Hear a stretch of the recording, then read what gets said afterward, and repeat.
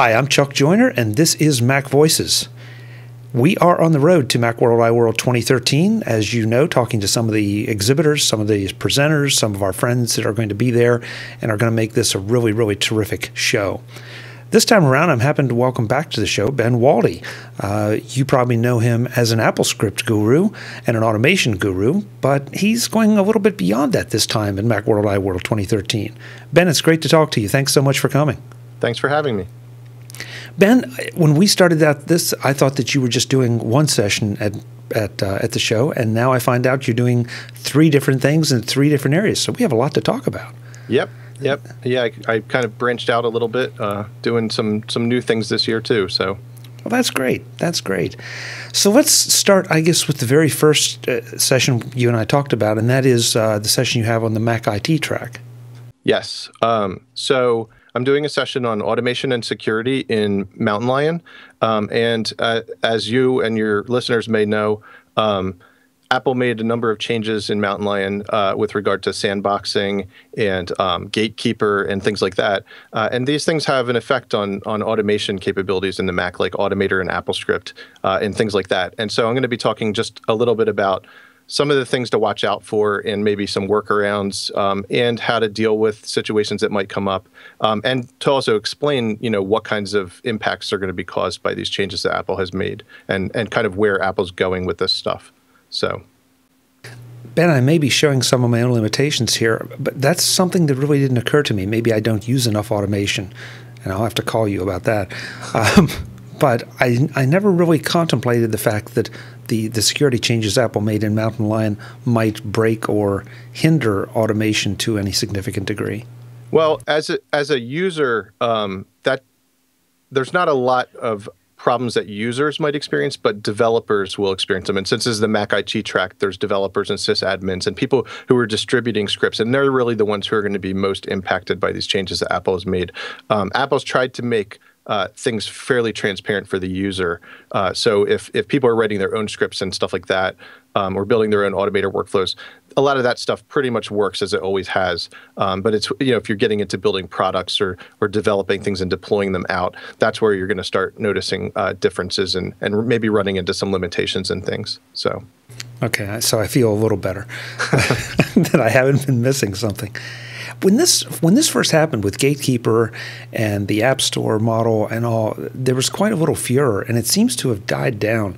I can't decide if the Mac media and Mac press have just sort of moved on to other things, or whether it really is something that people are now recognizing as a better way to go. Well, I think that Apple has kind of made some changes to make things a little bit easier for developers, which has helped. There are still a lot of restrictions in place and things that impact developers, but they have lightened up on some things from their initial announcements of Gatekeeper and sandboxing and things like that.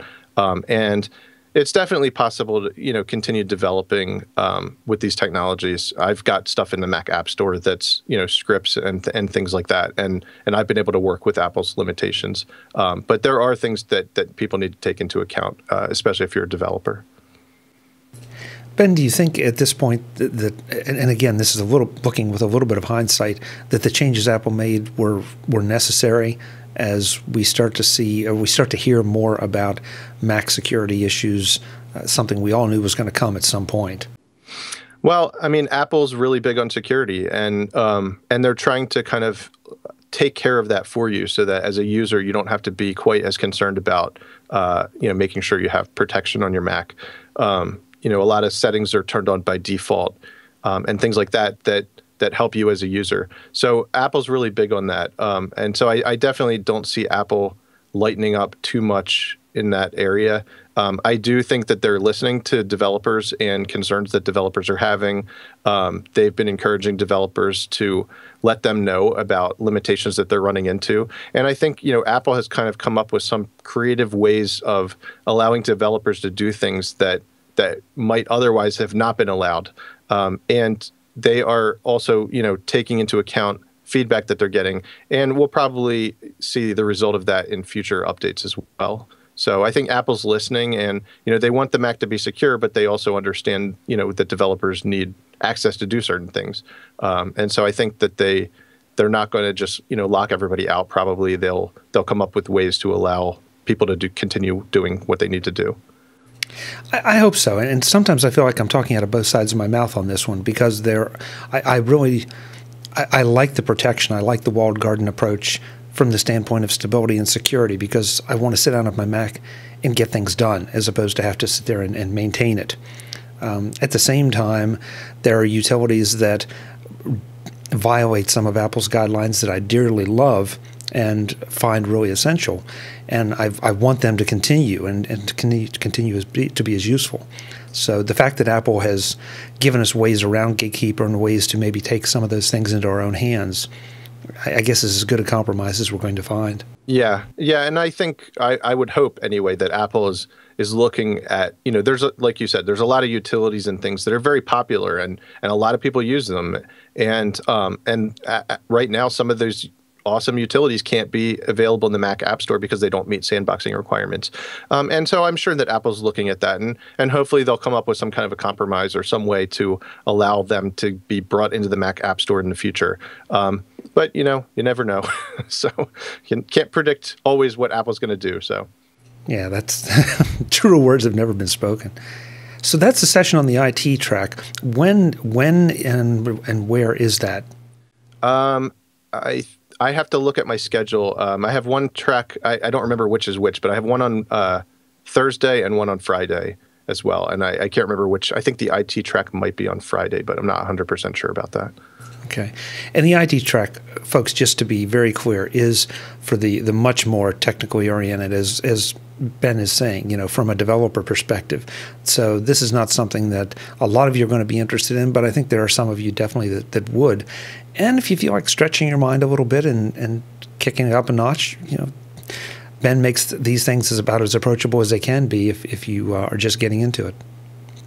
Yep. So Ben, that's the first one. The second one brings it a little more down to the average or typical Mac user, I think. Yes. So the Macworld iWorld session that I'm doing is on Mac productivity. And I'm just going to talk a little bit about productivity tips, ways to work more efficiently and get stuff done on your Mac.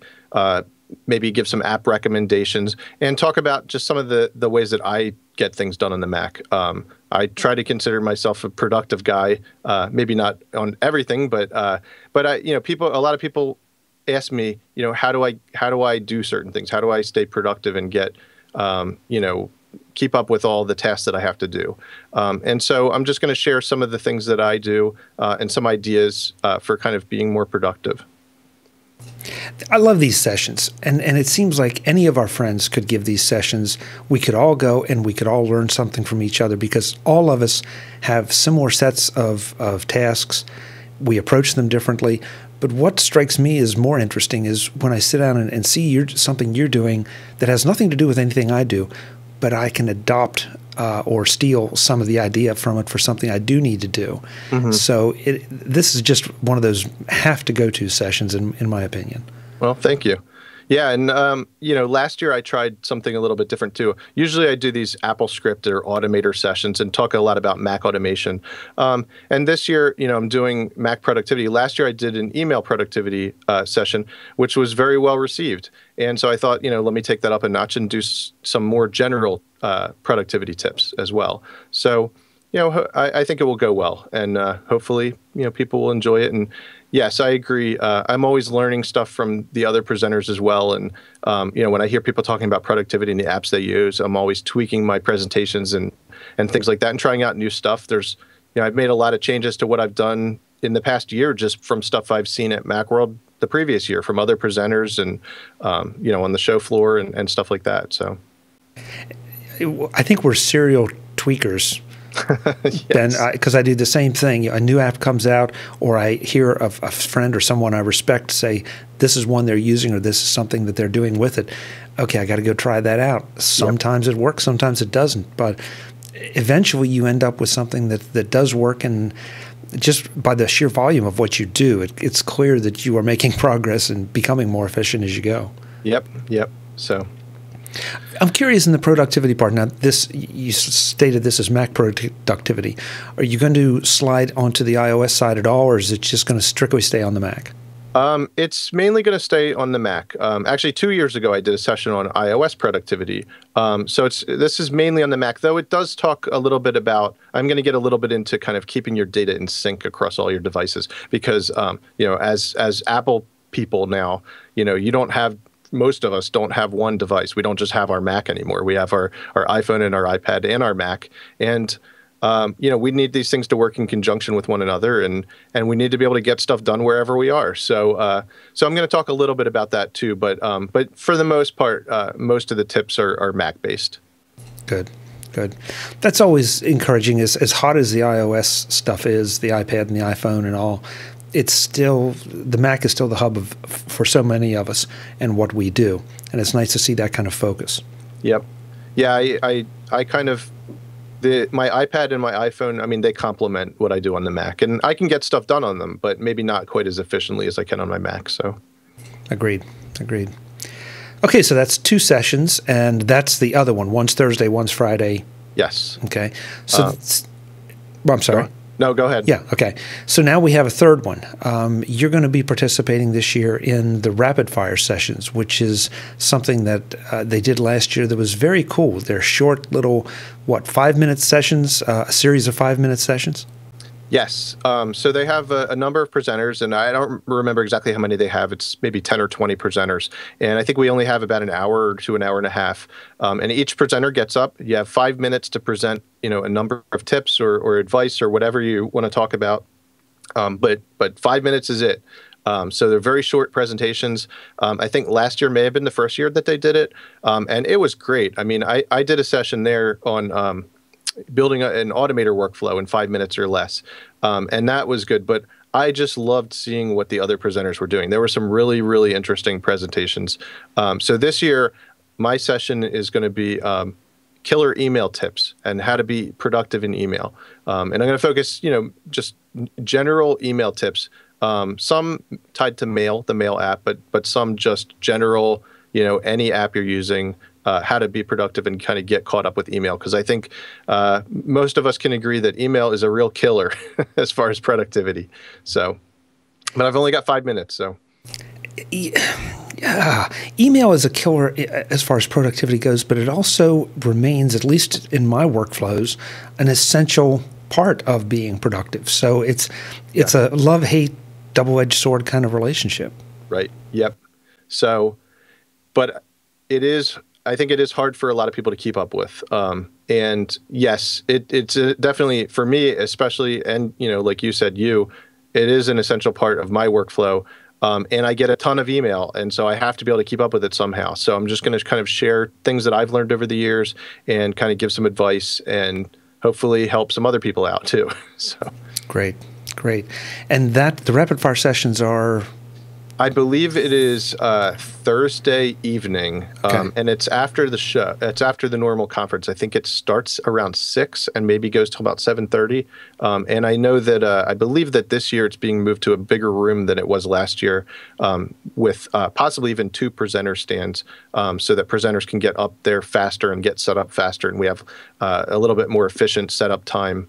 But it's really a great session. And like I said, last year the presenters were amazing, and I learned a ton of stuff in their sessions, and it was really interesting. And I think this year's going to be pretty good too. So, yeah, last year's, I'm glad to hear they're moving it to a larger room, because last year's it was standing room only, and I mean elbow to elbow standing room only.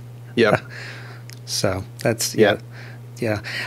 Ben, given that you're participating in so many of the different tracks and speaking opportunities at Macworld iWorld, it feels like Paul and his team have done such a great job of expanding things, taking the best out of past years and even improving it more.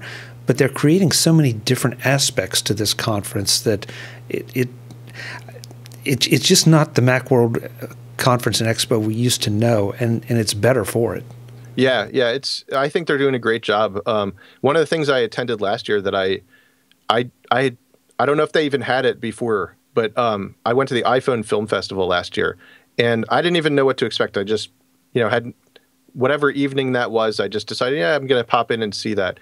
And it was amazing. I loved it. And just seeing what people were doing with their iPhones. I mean, they're making these amazing films. And it was like going to a regular film festival. And then, the filmmakers came up on stage and you could ask them questions. And it was just really, really neat. So that's something that I'm planning to go to again this year. But yeah, I mean, I really think that Paul and his team are doing a great job. And, they're definitely making improvements for the better, and a lot of interesting sessions and multimedia sessions and iPhone sessions and Mac sessions, and trying to get everything in there. I mean, there's so much to cover, and they're doing a great job of covering it, I think so. It's a nice problem to have when you look at the schedule and say, I want to go to everything and I can't get to everything. Yeah. That's when you know that they're really doing a great job. Yep. And I have to tell you, it hasn't aired yet by the time, as you and I are talking, but I talked to Ruben, the organizer of the iPhone Film Festival. So folks, you're going to want to go and make sure you check out the road to Macworld iWorld with Ruben about the iPhone Film Festival. It is a very cool event, and he talks about it, what to expect this year, and some interesting things. I think you'll enjoy it, Ben. I know I will. Oh, definitely. Yep. So let's wrap up by talking a little bit about what else you're doing outside of speaking at this particular conference. How are things going with the world of automation? Doing pretty well. I have, let's see. Toward the end of last year, I wrapped up development on a couple more packages of Automator actions and have released those in the Mac App Store, which, since I'm releasing Automator things and AppleScript-based things, I have sandboxing requirements to adhere to and things like that. So that's always an interesting challenge. But I can attest that I was able to get these things through the process, and they are in the App Store. So that took up a lot of time last year. I've also started writing for the unofficial Apple weblog. So every week now I'm posting a blog post on automation for the most part, or Mac productivity. I've done a lot of stuff on AppleScript and Automator, and automating things with Evernote, and recently I've done a couple on OmniFocus, Keynote, and all kinds of stuff. So if people are interested in learning how to do something, they're welcome to touch base with me on Twitter, or email me and make a suggestion or ask how to do something, and maybe I can turn it into a blog post. I'm also working on a couple things with Macworld. I've started to write an Ask the Script Doctor column, which and basically, I'm taking scripting questions from people and answering them. So hopefully that will be something that continues. We have done a few different columns of that, and some other stuff hopefully coming forward as well. Terrific, terrific. So you're staying busy, in other words. Yes, quite busy. Yep. So. Do we know anybody that isn't busy? Yeah, that's why the productivity is so important. Exactly, exactly. Well, Ben, thanks so much for taking the time. I'm looking forward to shaking hands again in San Francisco and coming to at least one of the sessions. I think they're all worthwhile, but I still have that problem. I want to go to everything, and I can't get there. Yep. So, well, thank you for having me, and I look forward to seeing you at the show, too. So sounds good. Folks, we look forward to seeing you in San Francisco, too. Come and see Ben's sessions. I'm doing a session I'll be telling you about a little later. And, of course, a lot of our friends are, and you're hearing about a lot of them here on the road to Macworld iWorld. Unfortunately, not all of them, because they're just too many. Until the next time, I'm Chuck Joyner, and this is Mac Voices. Thanks for listening.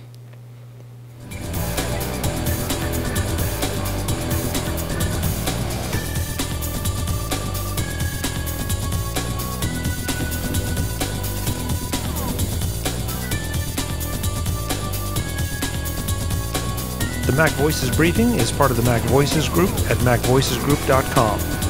Advertising handled by Backbeat Media at BackbeatMedia.com.